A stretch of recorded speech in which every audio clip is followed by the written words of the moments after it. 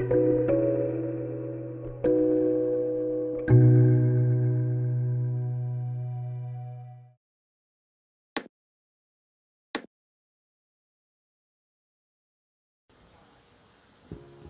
Swastiastu, selamat datang kembali di channel YouTube Pasraman Bali Eling Spirit. Kembali lagi dengan saya Jero Ratni, dan pada kesempatan ini kami mengundang seseorang yang begitu spesial, dan kami bertemu dengan beliau itu tanggal 13 September tahun 2015 di sebuah pura di daerah Tampak Siring, yaitu Pura Alas Paiguman. Nah, waktu itu Tiang sama Ida Begawan, kita nangkil berdua, kemudian secara kosmik Allah mempertemukan kami dengan beliau. Dan siapakah beliau? Apakah hubungannya Bapak Enong Ismail dengan perjalanan suci para leluhur kita di daerah Tampak Siring, kemudian juga situs Tukan Pakerisan, juga hubungannya dengan perjalanan Bung Karno di Bali. Dan halo Bapak, Om Swastiastu. Bapak silakan ceritakan bagaimana bisa perjalanan Bapak tuh sampai ke Bali. Dan siapa sih Bapak sebenarnya, sehingga Bapak bisa memegang semua rahasia-rahasia dan juga rekam perjalanan jejak dari Bung Karno, juga silsilah perjalanan sejarah dari Bali itu sendiri. Silakan Pak. Terima kasih untuk Pasraman Bali Eling Spiritual. Terima kasih para Ratu Aji, Jero Ratni, juga Om Swastiastu untuk para pendengar atau yang pemirsa. Salam sejahtera untuk semua. Semoga semuanya damai dan kebaikanlah yang kita dapat. Saya cuma berbagi saja dan menyerahkan semuanya nanti untuk digali lagi. Bukan ini yang paling benar, tetapi ini bagian dari sebuah gambar besar yang saya cuma dapat sebagian saja. Saya berharap dari semua saudara-saudara yang punya keping-keping pasal itu, ayo kita tambah bersama, supaya tambah lebih jelas lagi. Itu keinginan saya. Terima kasih untuk kesempatannya diberi ini. Buat saya berbagi adalah sebuah keindahan, sebuah kebahagiaan.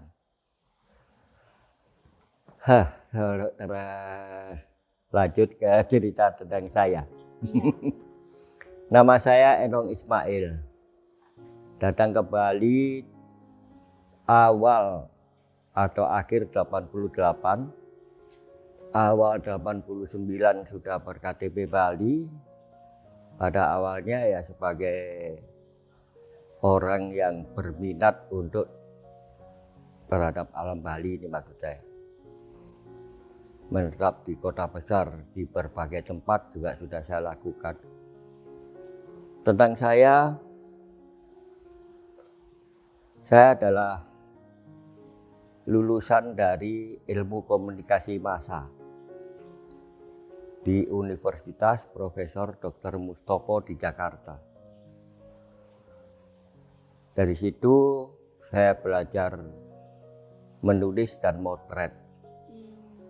Yang orang lain bilang itu wartawan, sebagai alat untuk saya bisa keliling dunia ke berbagai negara, dan di Indonesia bisa berkeliling.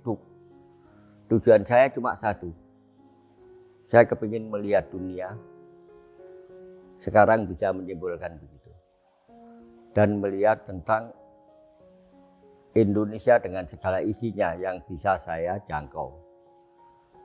Dari situlah kendaraannya sebagai wartawan. Di majalah tapi freelancer. Hampir seluruh majalah yang ada di Jakarta dari tahun 74. Yang akhirnya saya terdampar di Bali, berlabuh itu. Setelah berkeliling berlabuh di Bali. karena kekaguman saya dan bisa perkenalan awal-awalnya Asti dengan Pak Badem, terus ada sahabat yang sekarang ini konsul honorary konsul Itali, Pak Pino Confessa. Dari situlah saya bertemu dengan grup Asti ini, kadang-kadang ikut menemui seniman-seniman membuat video dan yang lain-lain. Dari situ karena Asti belum punya dosen yang akademis, jadi seniman-seniman asli seperti di Sabah, di Ubud, di Batuan, hampir menyeluruh sampai ke Sidemen. Semakin saya tidak bolak-balik Jakarta, Bali, akhirnya menetap di Bali. Pertama ya menetap di Sanur sampai akhirnya memperdalam lagi. Singkat cerita, dari profesi itu akhirnya saya lebih memperdalam lagi, ingin mengetahui upacara makna, bagaimana tatanan sosial di Bali yang semakin mengagumkan. Maaf kalau saya bilang, saya menemukan Jawa saya karena di Bali. Waktu di Jawa saya tidak mengerti Jawa Timur atau apa itu, ya cuma selintas saja. Tapi di Bali semuanya masih hidup dan nyata dan dilakukan oleh masyarakat dari mulai lahir sampai harus melanjutkan ke alam berikutnya. Itu ada sebuah konsep yang sampai sekarang saya jadi lebih siap.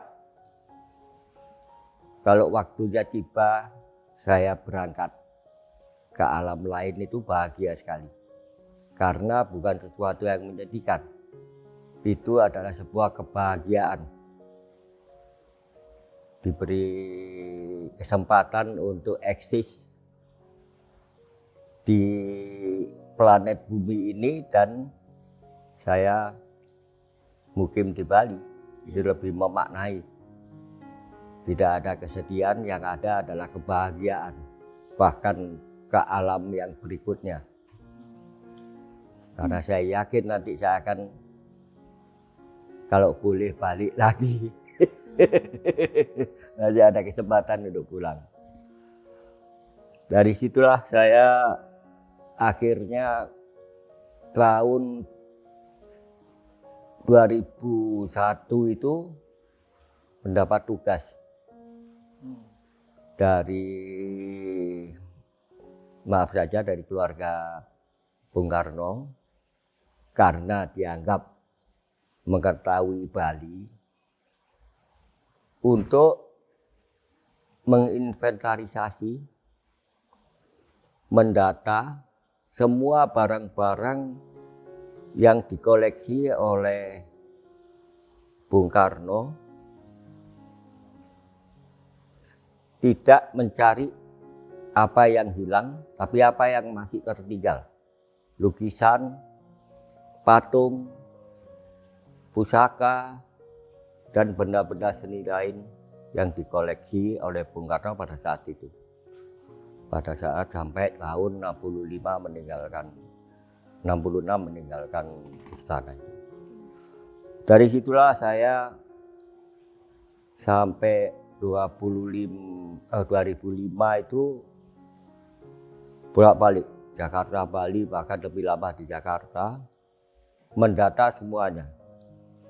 Dan hasilnya sudah saya serahkan kepada putra-putri Bung Karno tentang apa saja isinya, yang membuat bukan saya saja yang kagum, putra-putrinya juga selama ini belum tahu bahwa bapaknya itu punya koleksi sebanyak itu. Dan datanya sudah ini, akhirnya atas pembicaraan-pembicaraan dan bimbingan beberapa sulinggih mengenai pusaka dan benda-benda seni itu. Yang maaf saja diantaranya ya ada pusaka atau apapun yang umum. Tapi yang saya temukan itu di meja beliau itu hiasannya di meja kerjanya, baik itu di Bogor, di Jakarta, selalu ada pertima. Saya mengerti apa itu pertima karena di Bali. Dan itu salah satu contoh aja, entah itu bentuk uang kepeng yang dirangkai menjadi bentuk sosok Pertimina. Dan saya menemukan yang sangat berkesan itu ukiran Bali tentang proses wanita Bali melahirkan yang disanggah oleh mertua lakinya. Ada bayinya yang baru keluar, itu menyentuh sekali. Bagaimana beliau itu menghormati sekali terhadap sosok ibu. Karena Indonesia atau Nusantara budayanya menghormati begitu tinggi sosok seorang ibu. Nusantara disebut ibu pertiwi. Bumi yang kita injak, bumi pertiwi. Ibu kota. Sebutan semua. Di Bali ada Mother Temple. Semuanya unsur feminin yang dihormati untuk semua yang suci itu. Surga di telapak kaki ibu, dipercaya juga begitu. Dari situlah saya semakin memperdalam, mengetahui tambahan lagi pengetahuan saya tentang Bali dari sosok seorang bapak bangsa yang lahir dari seorang ibu asal Bali. Yang saya mengenal bukan dari cuma sekedar buku-buku atau film-film, tapi saya mengalami langsung melihat koleksinya beliau itu semua punya makna, dan akhirnya atas petunjuk dari Sulinggih di Bali harus diadakan upacara malik sumpah. Baik itu pusaka maupun benda-benda yang sudah dikoleksi di dalam ruang istana, yang menurut saya baik Istana Negara, Istana Merdeka, Istana Bogor, Istana Cipanas, dan Tapak Siring.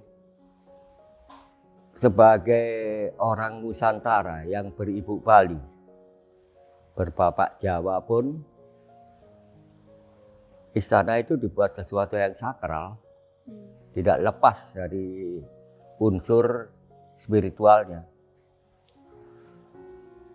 Bahkan saya mengenal lagi kekaguman saya adalah Indonesia tidak pernah punya presiden. Waktu beliau presiden ini dilantik, kok bisanya keluar seragam seorang presiden dengan putih-putih, sepatu putih, songkoknya songkok nasional hitam itu, yang intinya beliau sudah siap menjadi Sulinggih. Didiksa bukan saja sebagai presiden, tetapi memutih, sudah siap untuk putih, dan itu didesain sendiri. Itu salah satu kekaguman saya, sampai begitu terpikirnya. Pakaiannya mau niru pakaian siapa, nggak ada. Beliau ciptakan sendiri. Kesenimanannya yang berdarah Bali ini saya kagum. Sampai furniture, karena seluruh istana itu ditinggal Belanda itu dibawa semua barang-barangnya. Yang waktu zaman Jepang dicat hitam buat istana Kempeta itu dikembalikan oleh Bung Karno. Dari situ saya belajar tentang seni dan budaya sebagai diplomasi, memperkenalkan Indonesia di dunia luar. Dikoleksilah baik ukiran, baik lukisan dari negara-negara sahabat juga, khususnya Indonesia, seluruh Indonesia, juga Bali, termasuk senjata-senjata yang sakral seluruh dunia. Saya menemukan yang paling terkesan coba yang saya pilih ada 2. Yang satu adalah dari Mongolia, seperti pedang yang dalam film-film silat. Satu lagi adalah keris Bali. Itu ada beberapa yang saya perlu dari teman-teman yang di Bali nanti menambah wawasan saya tentang artinya keris itu. Kemudian juga tongkat komando yang dikatakan dilarung, hilang segala macam itu saya temukan dan saya foto satu persatu, itu semua masih komplit. Pusaka yang dibawa pertama kali dalam foto resmi beliau membawa pusaka itu juga ada, yang semuanya diinventarisasi itu bukan cuma difoto tapi dilepas, difoto dari sebelah kiri sebelah kanan. Itu sekedar saja ilustrasi. Sampai akhirnya yang bersejarah adalah kunjungan kedatangan Perdana Menteri India, Jawaharlal Nehru. Beliau diajak yang akhirnya juga ke Borobudur dan ke Bali. Rencananya Bung Karno mau membuat istana yang dekat kebun raya seperti di Bogor. Sudah ada prasastinya. Setelah dapat pengetahuan tambahan dari Perdana Menteri India ini, beliau mengalihkan ke Tambak Siring. Itu saya yang sangat mendapatkan pelajaran. Dipilihlah Tambak Siring yang intinya adalah harus mengikuti Tukat Pakerisan ini, Sungai Pakerisan, sungai sakral, di mana bangunan-bangunan awal dari mulainya Bali ini itu berada di sepanjang sungai, mengikuti alur sungai ini. Akhirnya saya menemukan dari situ dan berkembang, bertambah, sampai kemudian ada profesor dari Orissa, namanya Subhas Das, untuk mengkonfirmasi tentang cerita itu. Ceritanya adalah bahwa pada abad keempat ada satu negeri di India sana namanya Mahabalipuram. Maha itu agung, Bali itu adalah tempat untuk pulang, tempat untuk mudik. Kita kembali ke asal, Bali. Puram itu adalah state, negara, Mahabalipuram. Bahwa pulau ini diberi nama Bali itu juga bukan sebagai kebetulan. Karena sebelum Masehi itu sudah ada pedagang-pedagang India lewat Teluk Benggala itu.